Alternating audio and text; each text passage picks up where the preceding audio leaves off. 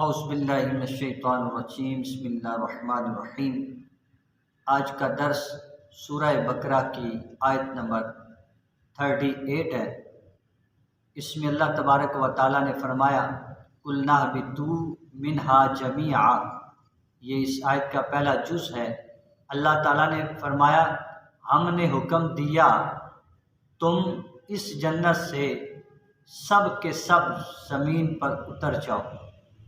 یہاں سوال یہ ہے کہ اللہ تبارک و تعالیٰ جن سے مخاطب ہے وہ حضرت آدم ہیں، وہ حضرت حوا ہیں، لیکن آیت بتا رہی ہے کہ اللہ فرما رہا ہے سب کے سب زمین پر اتر جاؤ۔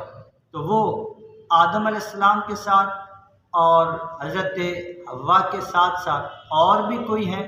علماء نے فرمایا ہاں، اس میں حضرت آدم علیہ السلام اور حضرت حوا کے ساتھ ان کی اولاد بھی شامل ہے جو ابھی حضرت آدم علیہ السلام کی پشت میں تھی۔ اگلا جز ہے فَإِمَّا يَأْتِيَنَّكُم مِّنِّي هُدًى، اور پھر فرمایا اگر تمہارے پاس میری طرف سے ہدایت آ جائے۔ اس میں ہدن پر غور کریں گے تو معلوم ہوگا ہدن نام ہے کس کا؟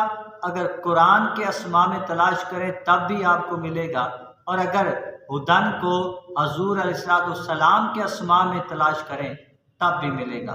علماء نے فرمایا اگر ریٹن فارم میں لفظوں کے اندر اگر اللہ کی ہدایت دیکھنی ہو تو قرآن کو دیکھو، اور اگر فزیکلی اگر اللہ کی ہدایت کو دیکھنا ہو تو پھر رسول کریم صلی اللہ علیہ وآلہ وسلم کی زیارت کرو۔